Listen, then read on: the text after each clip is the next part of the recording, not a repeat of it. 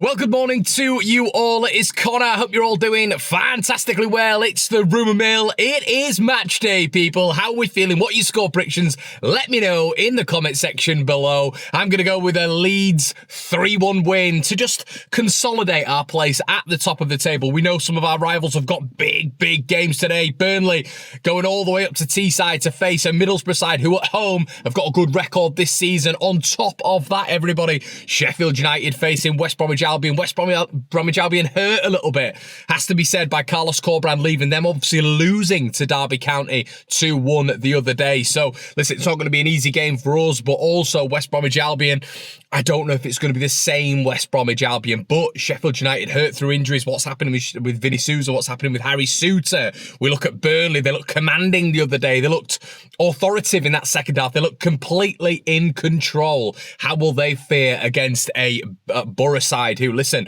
have been a bit up and they've been a bit down this season? You know, drawing 3-3 to Sheffield Wednesday after being 3-0 up. What on earth is going to happen there? But we're hoping for Borough to do something. It's one of the trickiest away games that Burnley will face. And listen, when Burnley got promoted that season, Connor Roberts got the final goal in Teesside and sent Burnley up. Is there going to be a repeat there? That was obviously the last time they went up to Teesside, so we're going to have to wait and see on that one. Burnley's away form incredibly good, as we know. So getting on to the latest rumours. Now, we mentioned the other day about Illan Meslier. Now, there's a new goalkeeper who's coming out of Mjällby, a Swedish goalkeeper playing for their under-21s at this moment in time, who's available for only £1 million. Now, the interesting part of Leeds United's dimensions going into this window is Steinson's not there anymore. Alex Davis has been promoted to head of recruitment. We've seen Jordan Miles leave the club, which to me says that Daniel Farke is going to have much more of a say on proceedings in this January window. Some people like that.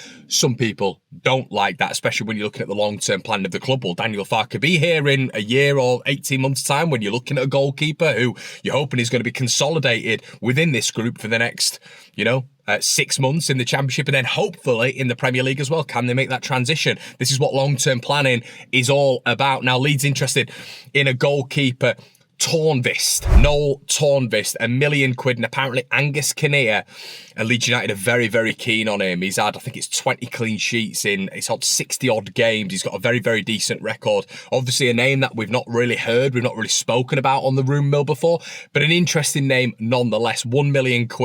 Scandinavian sounds familiar, doesn't it? So we'll wait and see what happens with that one. But to me, Illan Meslier, I'll be honest with you guys, that nothing happens there. Look, we were mentioned yesterday about Fiorentina, we've mentioned Arsenal, Man United before. This is all the Rumour Mill. It's not the consolidation confirmation mill. This is the Rumour Mill. I just can't see him moving on. I think Leeds are backing him to the hill. I think Meslier has said that he wants to remain at Leeds United very recently.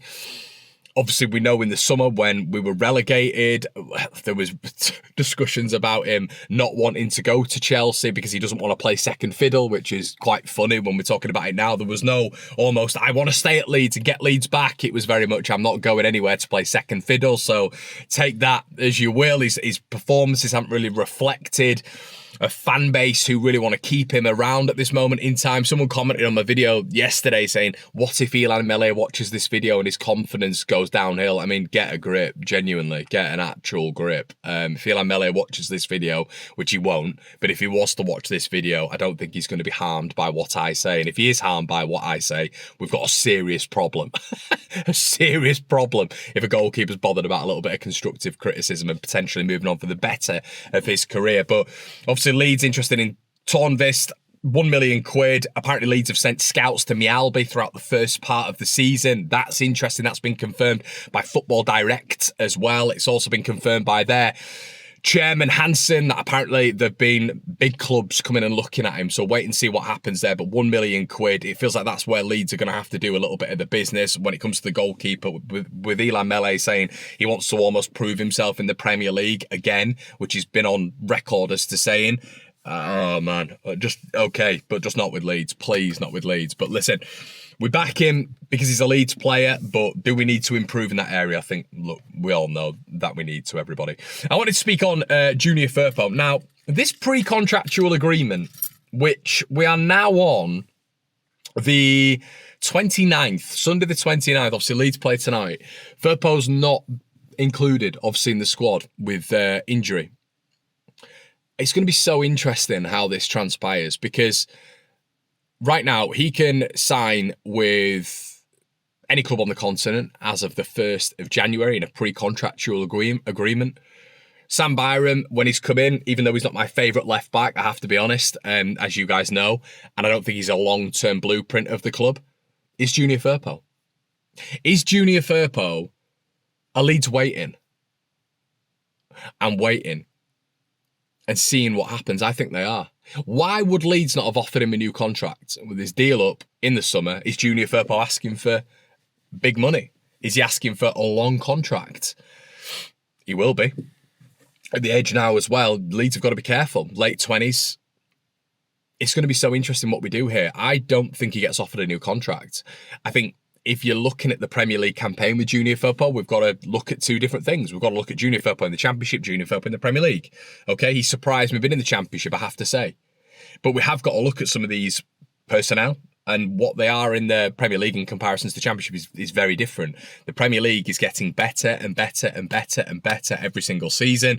The level is going up and up and up and up. The wingers are the best wingers in the world. The strikers are the best strikers in the world. The midfielders are the best midfielders in the world. Hence why it's going to be extremely difficult when we go up, if we go up. And any team that goes up. However, Junior Firpo, I think Leeds do well in holding off. I think right now they've got to hold off, because I don't think you can give him a contract right now. I don't think you can say to him, look, we're going to reward you with this after the last Premier League campaign. I don't think that can happen. Let me know what you guys think in the comment section below. Do you think Leeds will do that? I'm not sure they will. Okay, James McAtee. Apparently McAtee is absolutely unequivocally wanting to leave Manchester City in the January period. There's been rumours today discussing that he wants to leave on loan. He doesn't actually want to leave as part of a permanent deal. We were speaking about Borussia Dortmund yesterday wanting to come with a permanent deal. McAtee wants to leave on a loan, but he unequivocally, according to several reports this morning, even from the City side, and I have followed this up. Obviously, you guys know I used to do a little bit on the City side of things. There is an extreme likelihood that he's going to be leaving on loan. A huge likelihood that he's going to be leaving on loan. City, you're going to have to bolster some of the ranks. We all know that, because right now you've got the likes of McAtee and several other youngsters on the bench. So they've got to bolster that. However, James McAtee wants to be playing football. And right now he's stagnating a little bit at City. They're at their almost most vulnerable part right now. They are getting players back. We've seen Kovacic come back. Rodri's obviously not going to be back for a long period of time. Jack Grealish is almost moulded into that 10 as well. I know he's been playing out wide, but he can play in that 10. Has done very recently. McAtee's too far back. He's too far back. De Bruyne is ahead of him in that 8/10 as well. Foden is. So I think it's good for him to move out on loan. And I think right now I do wonder, and I'm looking at the clubs in and around this Premier League sort of structure, and I'm thinking maybe West Ham, maybe Crystal Palace. But if they're not in for him, there is a genuine option there for him to come to Leeds United. He's not going to go back to Sheffield United. We all know that. So, yeah, massive.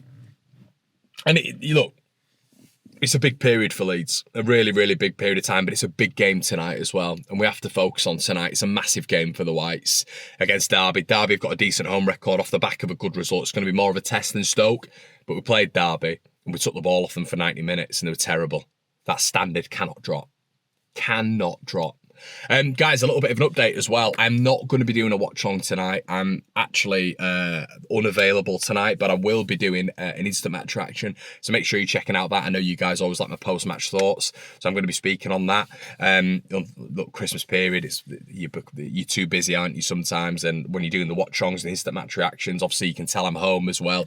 It's extremely difficult to be doing it outside the studio, to be honest with you. So yeah, really appreciate all of you guys being part of the channel and subscribing and all this sort of stuff. The views have been doing really, really well at the minute. Thank you so much. Make sure you like, comment, subscribe. Tell me your score predictions of Derby tonight. Tell me your thoughts on either Melee, Junior Firpo, and the promotion race, everybody. We'll be getting into it later on tonight. See you in a bit.